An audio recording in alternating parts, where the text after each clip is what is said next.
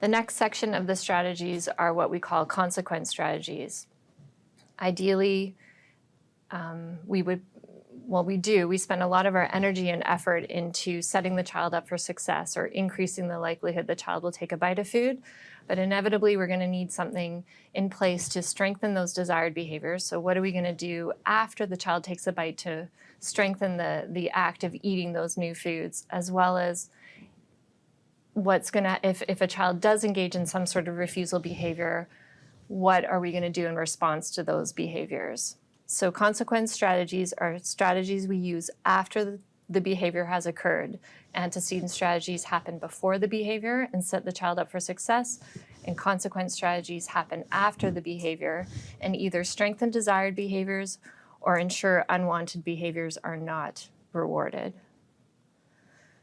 So we have another Mentimeter, and it's the first consequence strategy we're going to talk about is reinforcement. So before we talk about reinforcement, Chantal and I are interested in what does reinforcement mean to you? Reward for doing a task, great. Recognition, so some sort of positive attention, acknowledgement.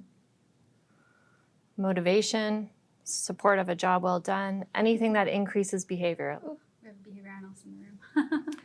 Bribes of dessert. Positive feedback wherever possible. So there's one more question. And what are your thoughts on using rewards? Are you against it, for it, or undecided? So on average, 20 people are responding? So 16, the majority of you are for rewards. A few of you are undecided, so perhaps with more information, we can talk about how important rewards are when teaching children to accept new foods. And then we have one person who's against it. So another word for reinforcement is the use of a reward or incentive. When we talk about reinforcement, what we're saying is that when a desired behavior is followed by reinforcement, it strengthens that desired behavior, meaning that behavior will occur more often in the future. In the case of meal times, when you follow an acceptance of a bite of food with some sort of reinforcement, that acceptance of that bite of food is strengthened and will continue to happen more often in the future. So it's widely researched as one of the most effective strategies in the treatment of food refusal. There's been many studies done comparing the effectiveness of different strategies, and sure enough, when reinforcement is included in the treatment plan, the outcomes are that much better. It is also considered one of the most controversial strategies. In the non-behavior literature, there's so much written about the use of treats can devalue that food you're trying to teach your child to eat. And you may be asking yourself, if you're a parent, why do I need to reward my child? Why can't they just learn to like the food on its own? And sure, I mean, ideally in a perfect world, we wouldn't have to use rewards. Unfortunately, the kids we see are very unmotivated to try a new food. When offered a bite of a new food, their initial response is to escape or avoid that demand.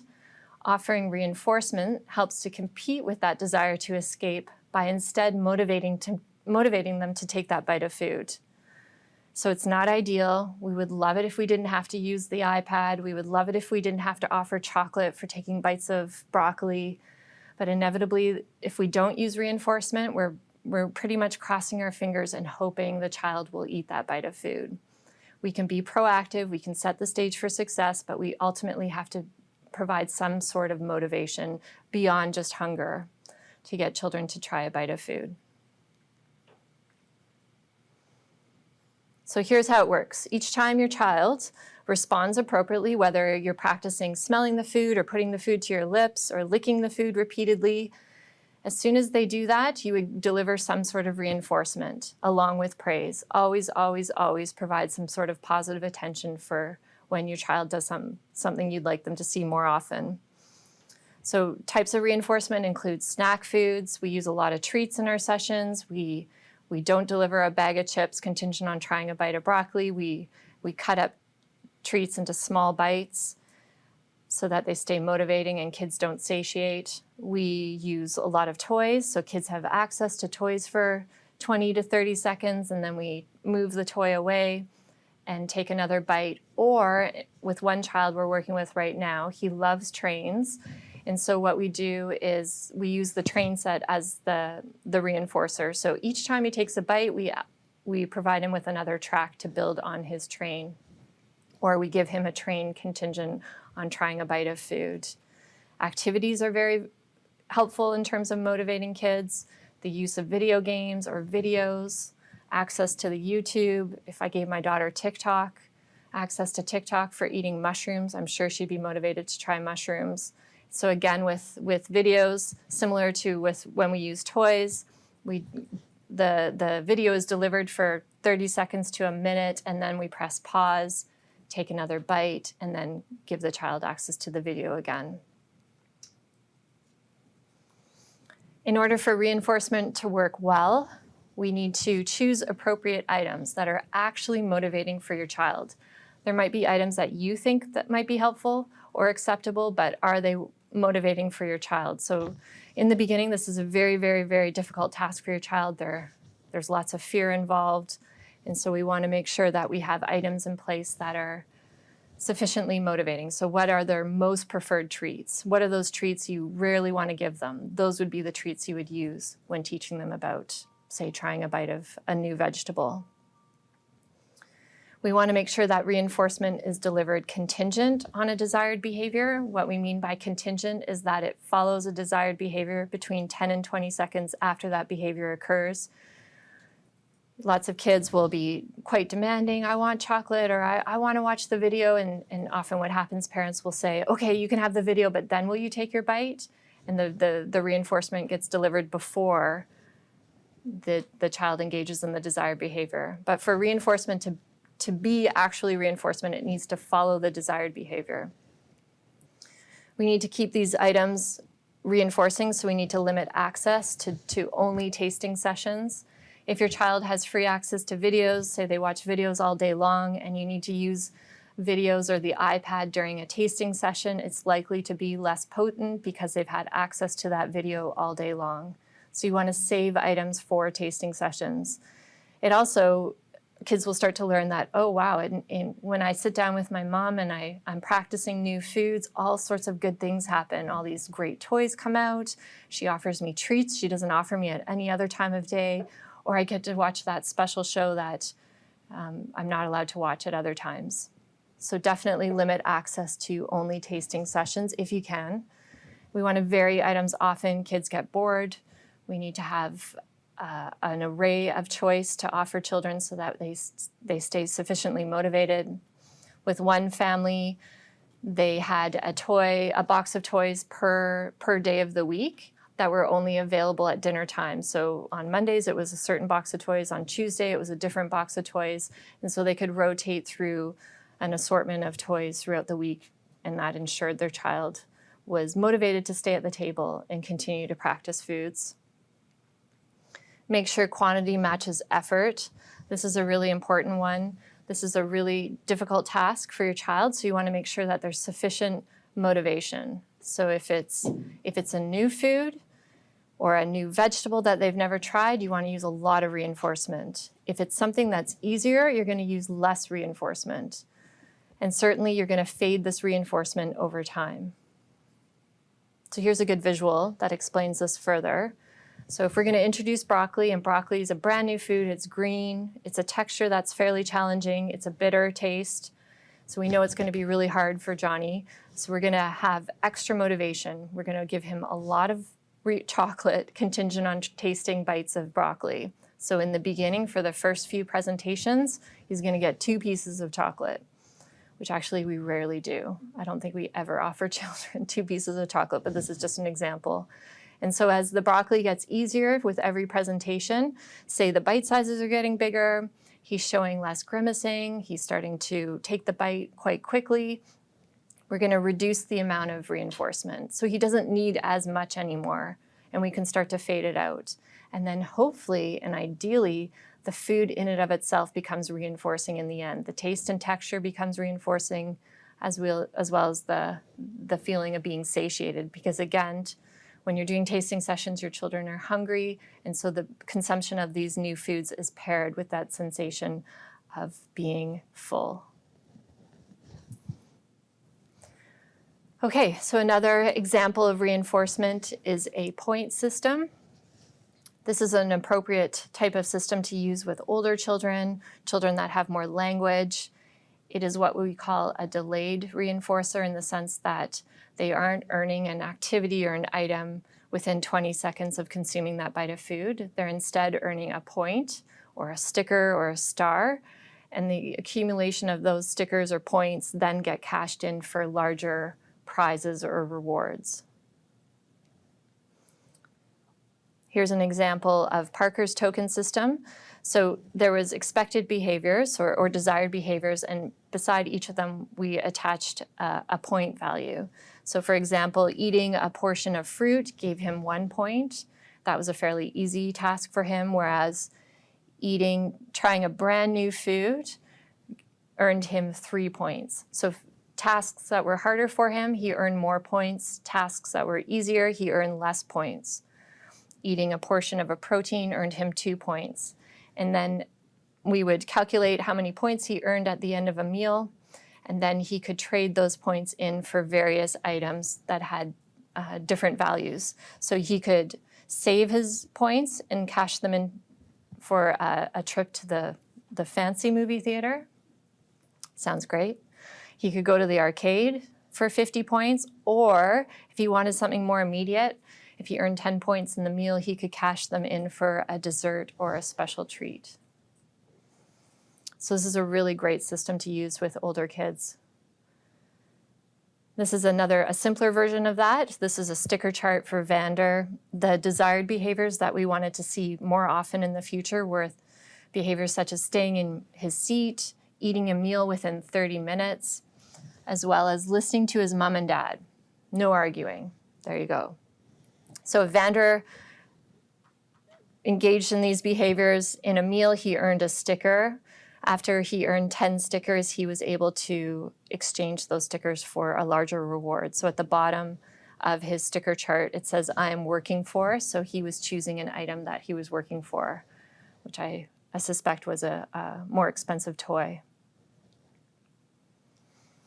So without reinforcement, we are crossing our fingers and hoping kids will take a bite. With reinforcement, we have much more success for sure. And definitely we can fade it out over time as the food gets easier. Okay, and then the final strategy is what we call planned ignoring.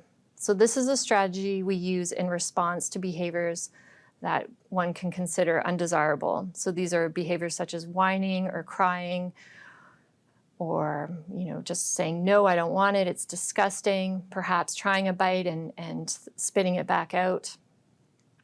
And what we mean by planned ignoring is we don't mean ignore your child altogether. We know that this is an incredibly challenging task for them. They need lots of encouragement, lots of praise. We're just asking you to be strategic in what you ignore and what you give attention to. So planned ignoring involves not responding to your child's undesirable behaviors and giving lots of attention and praise for desirable behaviors. So don't comment on the grimaces, ignore the face, don't comment on the spitting out of food, even if you find it disgusting or drives you crazy, and give lots of attention when your child's practicing foods or participating in sessions. If you're consistent with planned ignoring, the behaviors will decrease over time. It requires a lot of patience on your part, though, because I know for some of you, I have a few, my daughter playing with food is a big trigger for me. And so you have to really dig deep and do your best not to comment on the behavior. So in this slide, it's a 6-step process for when your child refuses. So ideally, we don't reach this. We're so proactive and we have such amazing reinforcers that kids are just open and willing to eat. Our demands are reasonable, that they're participating in sessions, but at some point a child's going to refuse.